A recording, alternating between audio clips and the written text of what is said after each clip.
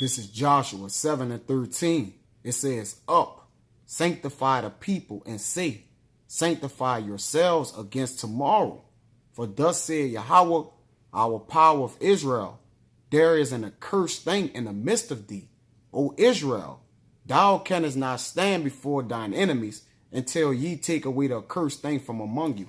I like to say Barakatah Yahweh, Barakatah Yahweh Shah, Barakatah Yahweh, Barakatah Yahweh Shah, Barakatah Yahweh, Barakatah Yahweh Shah, by Shimmer Kakwadash. Double honors to the elders and apostles of Great Millstone, and salutation to the icons that's pushing the truth and sincerity, and to the true icons push on. And this video gonna be covering the behavior which we represent towards the Lord, man. All right, self-inflicting wounds, man. All right, because my enemy is my enemy, man. All right, and when I speak for that, I speak that vastly, man. All right, you know, our inner selves is our enemy, man. Okay, we are our own destroyers, and in this truth or in this life, you do two things. It's either you gonna build or you gonna destroy, man. All right, and we destroyed our own temple, man. Okay, and defiled the name of the Lord, man. And this what this video gonna be covering, man. But this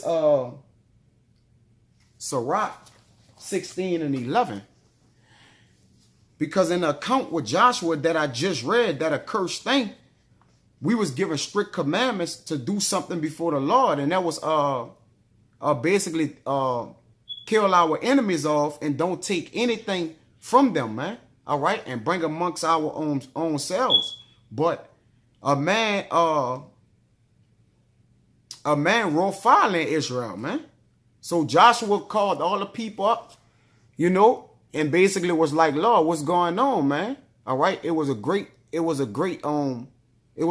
killing going on amongst Israel, and Joshua knew, like, the Lord is not with us, man, all of a sudden, man, because he gave us strict orders to follow, man, and we aired off, as we always have done, man, throughout the scriptures, man, leading all the way up into our captivity to this very day, man.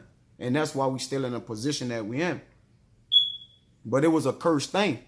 And the Lord, you know, the Lord showed no favor amongst Israel, because he could have just took that man out. But the Lord allowed a lot of people to get killed in the midst on the actions of one man. So one man, one bad apple could spoil a whole bunch, man. And if the Lord say do something, then he gonna get his point across by all means. But this is Sirach 16 and 11. It says, and if there be one stiff neck among the people, it is marvel if he escape unpunished. Because this man didn't escape unpunished. If he escape unpunished, meaning what? The Most High gonna get him, man. All right? Whether it's through destroying his whether that's destroying his family, his loved ones, or whoever it is, man. If there be just one stiff neck among the people, it is a marvel if he escape unpunished. And in this matter, plenty of people didn't escape unpunished, because he was killing more. Not only was he killing Israel, but he didn't even kill the person that actually done the deed. He was killing all the people, other people, man, suffer for this one man mistake. It says, for mercy and wrath are with him. He is mighty to forgive and to pour out displeasure, man. And so the Most High displeased us, man. He discomforted the children of Israel, man, because of not following particular rules, man, that he gave out orders. It says, as his mercy is great, so is his correction also.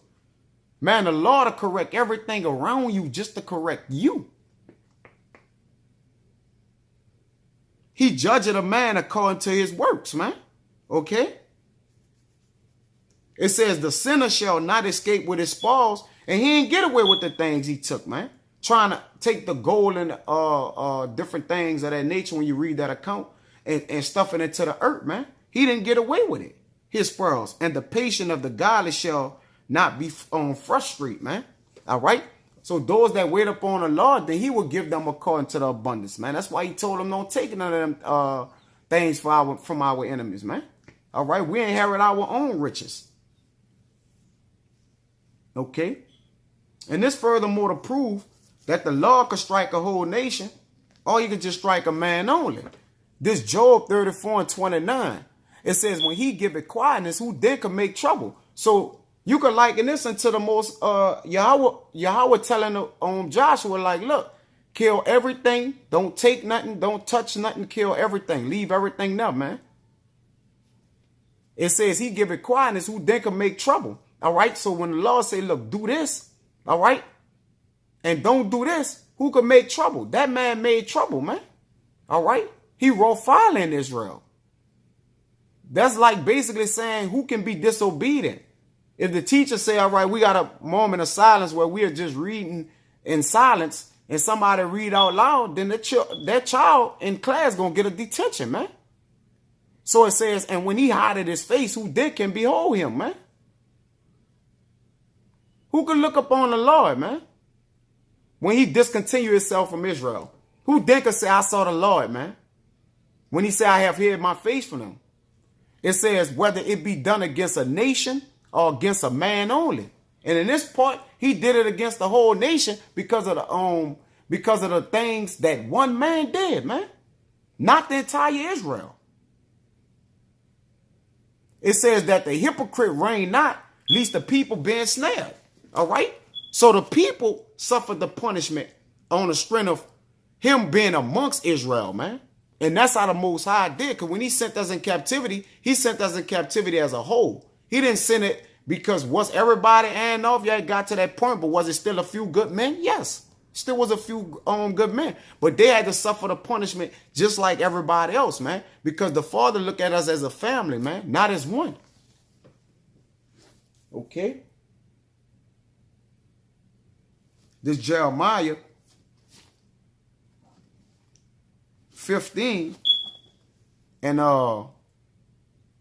5. And when we going through what we going through, who gonna save us? Like it says in Deuteronomy 28 and 68, when the Father have brought us low, who can lift us up? Right? Not these other nations, if that's what you're thinking, or our enemies. They're not gonna lift us up, man. They're gonna kick us while we down. This Jeremiah 15 and 5, it says, for who shall have pity upon thee, O Jerusalem? And we know Jerusalem are people before a place. So who pity us, man? Even though we're in the significant places at this time, man. All right, Jake Lowe. We don't have no money. Raggedy houses, raggedy used cars, used clothes, man. Who pitying us, man? Who are looking at us saying, you know what, this the people of the Lord, man. I'm going to take everything of my riches and give to them, man. So they could and far more as them being servants, that they could be rulers that they truly is, man. That's why the scripture said that I have seen servants on horses and princes walking the earth, man. Because they don't regard us as the people of the Lord. All right. It says, or who shall bemoan thee? Or who shall go aside to ask how thou doest? Man, these other nations further oppressing us, man. Okay. This Jeremiah 5 and 18. It says, why is my pain perpetual and my wound incurable, man? Which refuseth to be healed. Right? So this Jeremiah crying out to the Lord, or our people saying, why is my pain perpetual and my wound incurable, which refuseth to be healed, man? Will thou be altogether unto me as a liar and as waters that fell? Right? With the Most High, this basically asking like, would our well done ran dry? All right. We know that you the power of Israel, man. Have you forsaken us? Right? Have you forgotten about us completely? All right. Because we as a spoil to the people, man. All right. We booties to the people, man. That's heavy there, man. That's heavy. The Lord haven't forgotten us though, man. Believe that. This Isaiah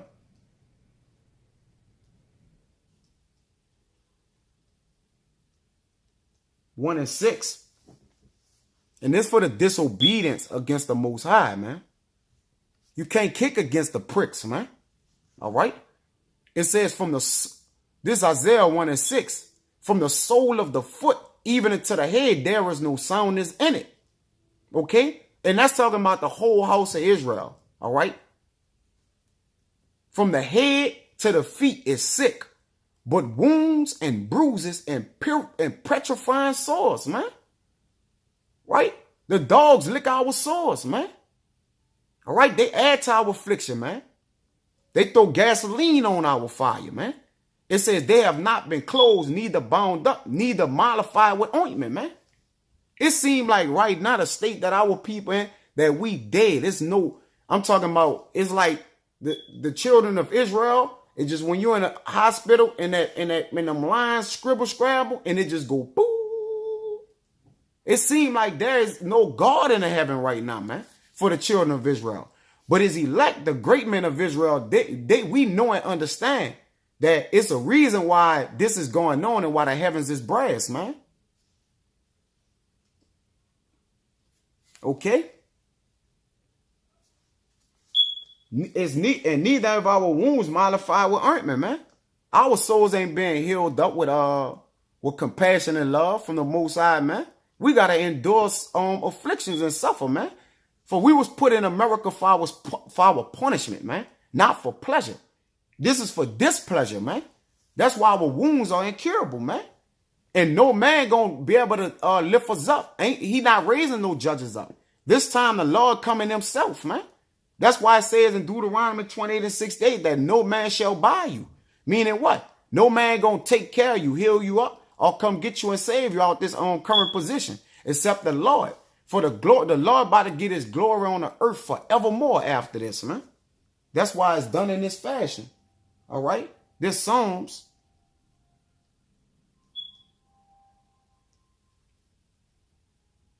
38 and 4. It says and I read 3. There is no soundness in my flesh because of thine anger, neither is there any rest in my bones because of my sin. Self-inflicting wounds, man. It says, for my iniquities are gone over mine head. And as in heavy burden, they are too heavy for me, man. So it done got to the point to where, you know, this is David Bailey saying, like, Lord, I'm ruined. I'm rotted out, inside out, man. It's nothing I could do, man. It says my wounds stink and are corrupt because of my foolishness, man. Right? So everything we done took in, man. All right, we shitting it out. It stink, man. All right, it's coming out of us raw, letting us know that the inside of us is rotten, man. From the top, from the rooter to the tutor, man. The priests, the prophets, everybody just destroyed, man. All right? They have overwhelming sin on their heads, man. We need salvation, Hakim.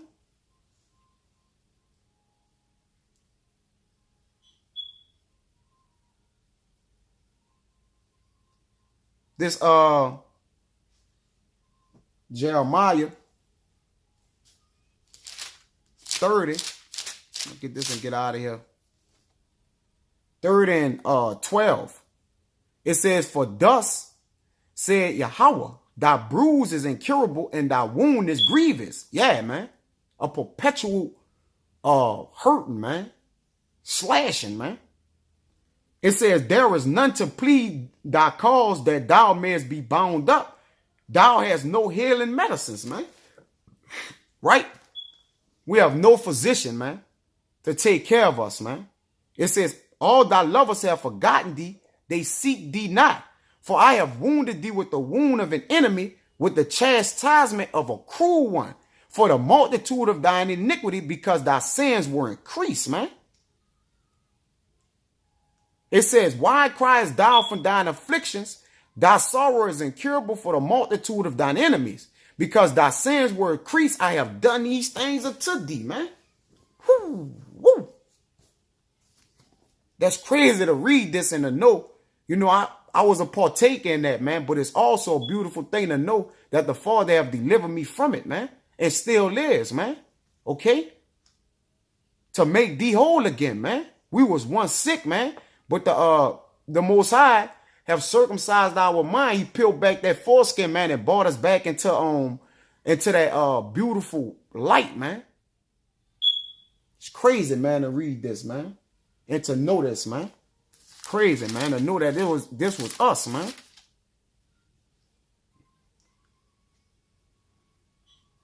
This Jeremiah 8:21, it says, for the hurt of the daughter of my people, I am hurt. I am black. Astonishment have taken hold on me. Is there's no balm in Gilead? Is there no physician there? It's a question, man. There's no one to look after us, man. It says, why then is not the health of the daughter of my people recovered, man? All right? Because the Most High about to appear, man, with the angels and the brightness of his glory, man. So he could get glorified, man. So through his people, he going to show his strength. But ultimately, his people is going to lift him up and say that this is the Lord that lives forevermore, man. We're not going to never go off no more after this ass whooping, man. Believe that. All right.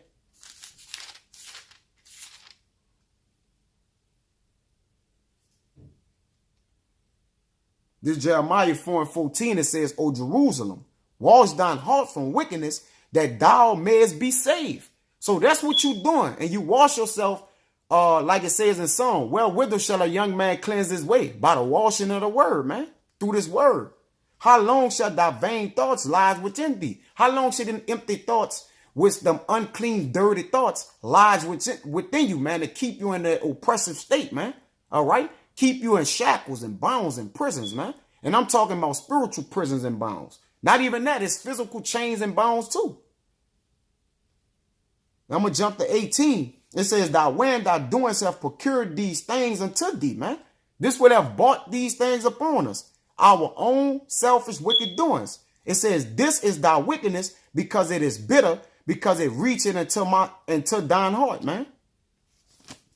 So let the trumpet be blown, man.